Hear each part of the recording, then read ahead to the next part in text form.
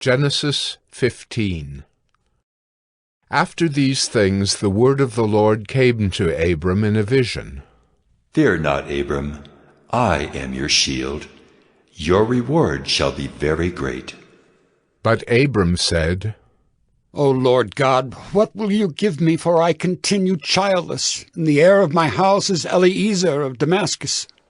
And Abram said, Behold, you have given me no offspring, and a member of my household will be my heir. And behold, the word of the Lord came to him. This man shall not be your heir. Your very own son shall be your heir. And he brought him outside and said, Look toward heaven, and number the stars, if you are able to number them. Then he said to him, So shall your offspring be. And he believed the Lord, and he counted it to him as righteousness. And he said to him, I am the Lord who brought you out from Ur of the Chaldeans, to give you this land to possess. But he said, O Lord God, how am I to know that I shall possess it?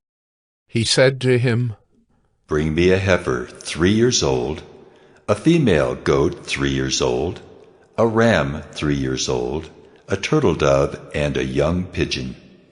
And he brought him all these, cut them in half, and laid each half over against the other. But he did not cut the birds in half. And when birds of prey came down on the carcasses, Abram drove them away.